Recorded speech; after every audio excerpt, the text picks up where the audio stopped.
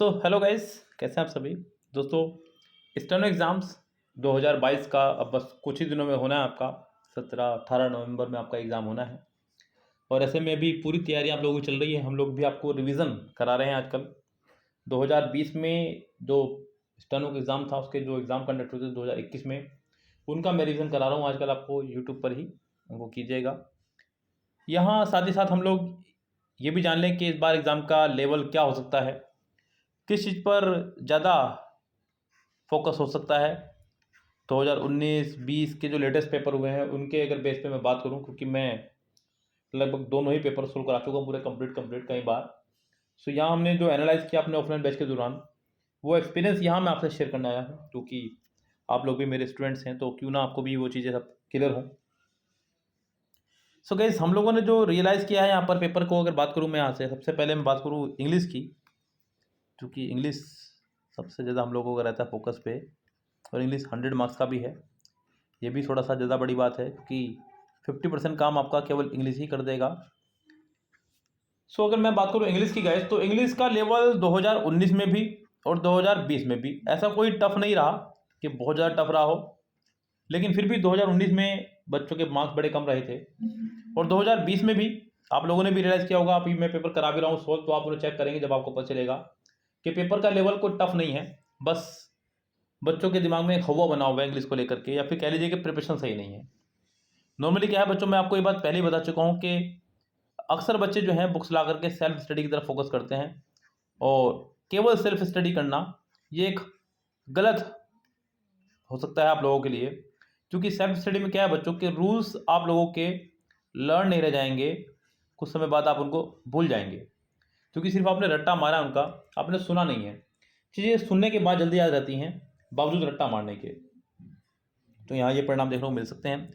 हालांकि अगर मैं बात करूँ पेपर के पैटर्न की, तो गैस पेपर का पैटर्न इंग्लिश में अगर बात करूँ तो यहाँ पर कुछ गिने चुने चैप्टर्स का बोलबाला रहा है। आप लोग भी जब मैं प्रैक्टिस करा रहा हूँ तो उन पर गौर कीजिएगा। इंग्लिश ग्रामर के कुछ चैप्टर्स की अगर मैं बात करूँ तो उन चैप्टर्स का बड़ा बोलबाला रहा है। जैसे कि मैंने देखा है बच्चों, सबसे ज़्यादा question verb plus time and tense से पूछे गए हैं। दूसरा टॉपिक जो रहा है वो रहा है आपका एडजेक्टिव, इससे बड़े क्वेश्चन पूछे गए हैं। सिंटैक्स से बहुत क्वेश्चन पूछे गए हैं। और एक बड़ा प्यारा चैप्टर आपका रहा है वो रहा है आर्टिकल। कमाल की बात देखिएगा, जिसको हम लोग नॉर्मली बिल्कुल रफली मान लेते हैं, बहुत क्वेश्चन आपके आर्टिकल से रहे हैं।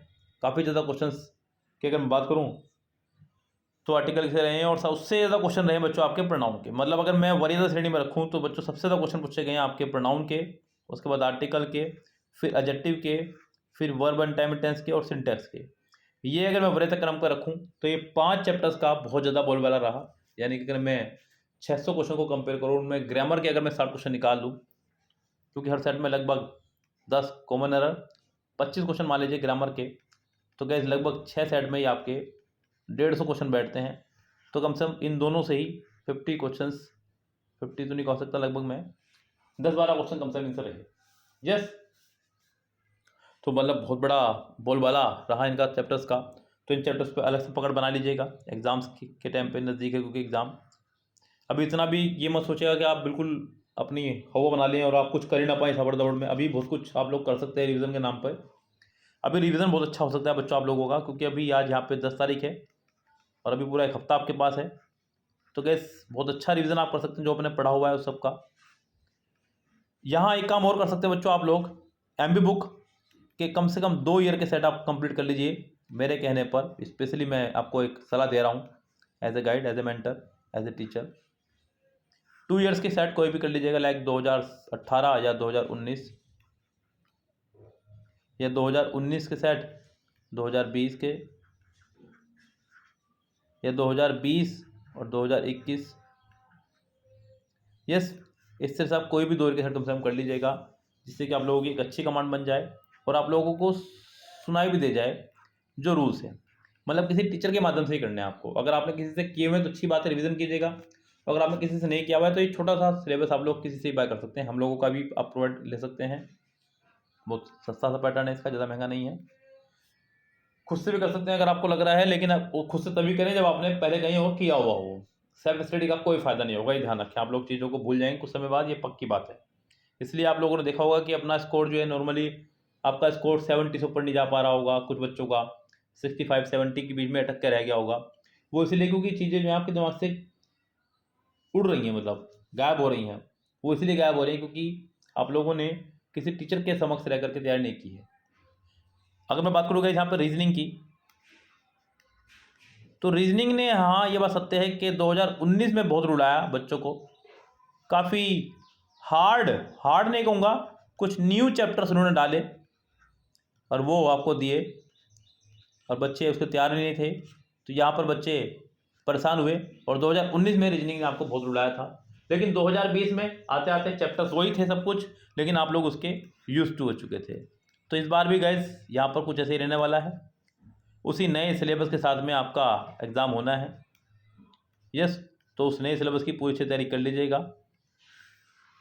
अगर मैं आपको सलाह दूँ तो गैस मैं दूंगा आपको कि CGL के जो 2022 में पेपर हुए हैं वो रीजनिंग के सोल्व कर लीजिएगा, 2021 में जो पेपर हो रहे हैं उन्हें सोल्व कर लीजिएगा, और अभी जो CPO बच्चे देकर के आ रहे हैं उनसे ज़रा एक बार डिस्कस कर लीजिएगा कि CPO के एग्ज़ाम में क्या कुछ आ रहा है, उस बेस पर आप लोग अपनी तैयारी को बना के रखें तो ज़्यादा अच्छा रहेगा बच्चों यहाँ पे, क्योंकि ये तैयारी आपके काम आने वाली है, आपके एग्ज़ाम्स में ही ज़्यादा ज़रूरी हो जाएगा बच्चों यहाँ से, अगर आप लोग इसको लेकर चलने साथ में अपने। सो गाइस, रीजनिंग के उन्हीं टॉपिक्स पर आप अपनी पकड़ बना लीजिएगा, और ज़रूरी है कि आप लोग अभी जो CPO के एग्ज़ाम हो रहे हैं वो CGL के जो एग्ज़ाम हुए हैं उन पे, और 2021 में जो भी CGL के एग्ज़ाम हुए उन पर भी अपनी पकड़ बना लीजिएगा। बस इतना ही मैं कहूँगा कि यही काफ़ी है। अगर आप 2021 में SSC के हुए सभी एग्ज़ाम्स का रीजनिंग पैटर्न सोल्व कर लें तो आप लोग रीजनिंग में 45 से 50 के बीच में मार्क्स ले आएंगे, ये बात कन्फर्म है, अगर आप लोग ऐसा करने में कामयाब रहते हैं तो। और अगर बात करेंगे यहाँ पर करंट अफेयर्स की, तो यहाँ पर करंट अफेयर्स मतलब ये समझ लीजिएगा कि नवंबर में आपका एग्ज़ाम है, तो आप लोग कम से कम 12 नवंबर तक का करंट अफेयर पढ़ के जाएं, ये ध्यान रखें बच्चों। कम से कम आप 12 नवंबर तक का करंट अफेयर्स पढ़ के जाएं, ये मत समझना कि नवंबर का करंट अफेयर्स नहीं आएगा। अब इसमें क्या क्या आपका कवर रहेगा, पूरा 2021 कंप्लीट करना है और 2022 12 नवंबर तक ये करंट अफेयर पढ़ना है। स्टैटिक जीके अपना तैयार रखें,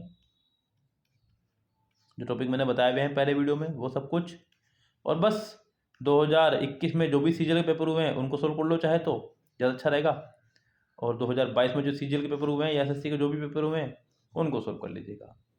CPO का एग्ज़ाम हो रहा है, उस पर पकड़ बना कर रखना, अपनी निगाह बना कर रखना, देखना कि क्या कुछ लेवल पर आ रहा है एग्ज़ाम, जिससे कि आप लोग अपनी तैयारी कर सकें। यहाँ से ढीला पड़ जाना या लापरवाह हो जाना या सोचना कि अब क्या करूँ और क्या ना करूँ, इस घबराहट में कुछ भी ना कर पाना, ये आपको लेकर डूब सकता है बच्चों। ये लापरवाही मत करना, कम से कम यहाँ से अपना फोकस पूरा बना कर रखना एग्ज़ाम की तरफ।